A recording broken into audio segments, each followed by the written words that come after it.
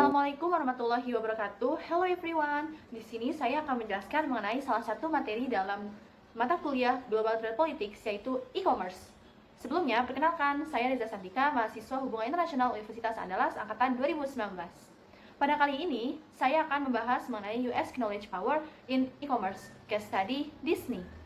Presentasi ini akan menjelaskan bagaimana bentuk soft power Amerika melalui industri hiburan dan industri perfilman berdasarkan konsep knowledge power Susan Strange, di mana saya memilih Disney sebagai perusahaannya, dan ide-ide yang disebarkan oleh Disney yang saya pilih ialah ide yang terdapat dalam film Brave.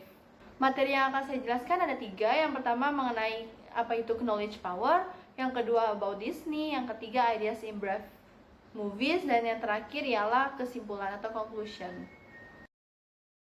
Sebelum saya menjelaskan mengenai what is knowledge power, di sini saya akan memperkenalkan seseorang di balik konsep tersebut, yaitu Susan Strange. Susan Strange merupakan seorang ahli ekonomi dan hubungan internasional yang fokus kajiannya terhadap ekonomi politik internasional.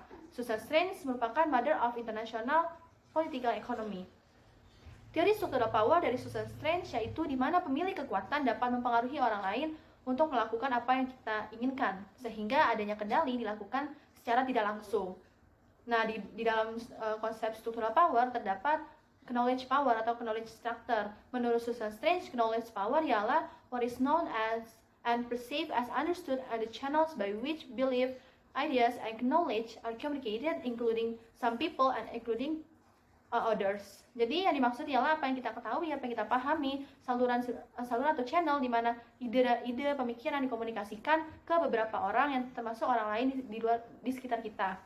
Nah, singkatnya, knowledge structure ini dikatakan sebagai penyebaran pengetahuan, pemikiran, ide yang ingin disampaikan, di mana salah satu aktornya seperti perusahaan akan mengolah ide tersebut menjadi konten, teknologi seperti film maupun yang lainnya. Menurut Susan Strange, terdapat 3 hal yang meliputi knowledge, yaitu pertama ada keyakinan, belief, yang kedua ada information, yang ketiga ada communication. Di mana 3 konsep itu sangat luas dan kompleks sehingga sulit untuk dijabarkan. Selanjutnya, dalam presentasi ini saya memilih perusahaan Disney. Disney merupakan multinational corporation asal Amerika Serikat, di mana pendirinya merupakan 2 orang bersaudara, yaitu Walt and Roy Disney. Perusahaan ini merupakan perusahaan yang telah memimpin dalam industri animasi dan hiburan sejak dahulu sampai sekarang, di mana pada saat ini Disney sudah banyak mengakuisisi beberapa perusahaan sehingga semakin berkembang perusahaan Disney. Di dalam Disney terdapat beberapa divisi, salah satunya ada divisi studio film seperti Walt Disney Picture, Pixar, Disney Animation Studio, dan lain sebagainya. Sedangkan grup perusahaan sebagai platform streaming serta channel siaran televisi yang dapat disiarkan ke seluruh dunia seperti divisi media dan distribusi, yaitu Disney Plus, ESPN, Hulu, Hotstar, dan lain sebagainya.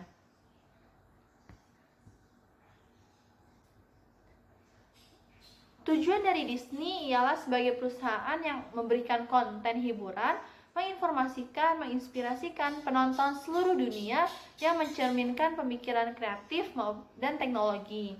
Nah, divisi-divisi tersebut saling berkaitan, di mana divisi studio film sebagai divisi yang mengolah pemikiran tersebut menjadi konten film, dan divisi media dan publikasi sebagai penyebar atau mengkomunikasikan ide-ide tersebut. Dengan berkembangnya teknologi serta munculnya fenomena globalisasi menyebabkan adanya assassination of time and space, di mana pudarnya batas-batas negara, baik batas ruang dan waktu, menyebabkan semakin meningkatnya peran penting dari aktor non-negara, contohnya business or private sector, baik multinational company maupun transnational company, yang dapat mempengaruhi masyarakat internasional melalui penyebaran ide-ide dengan internet seiring memperkuat power suatu negara. Di sini ialah negara Amerika.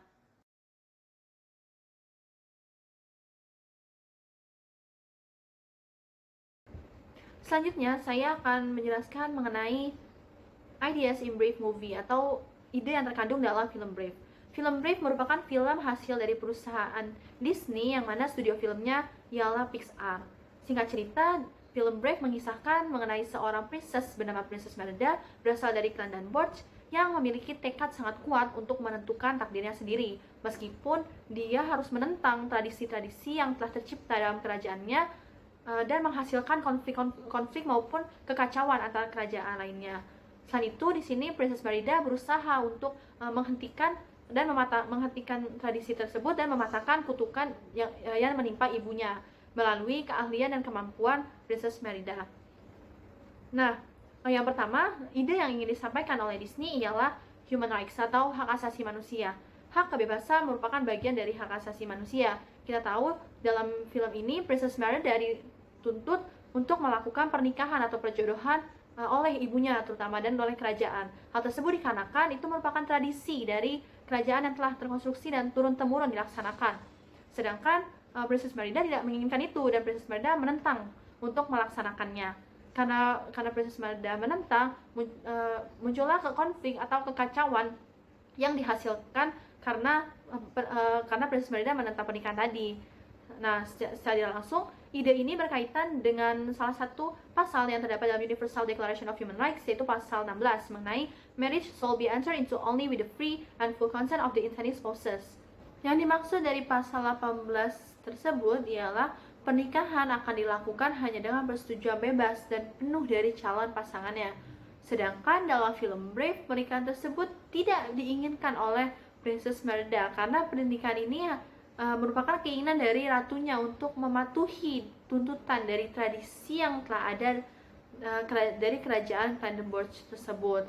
Sehingga itulah menjadi resiko dari Princess Merida karena seorang princess secara tidak langsung maka berkurangnya kebebasan bagi Princess Merida. Tapi Princess Merida menentang, dia tidak mau, dia menginginkan menentukan pilihan hidupnya sendiri dan menentukan takdir dia sendiri.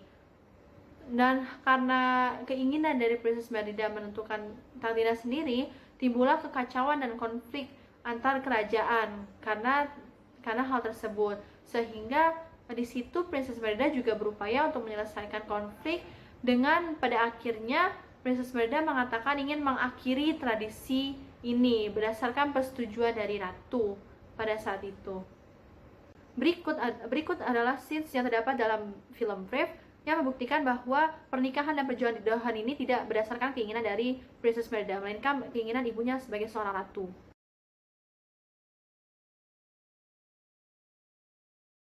To me. Oh, this is so unfair. Unfair? You're never there for me. This whole marriage is what you want. Do you ever bother to ask what I want? No, you. Yang kedua ialah gender equality.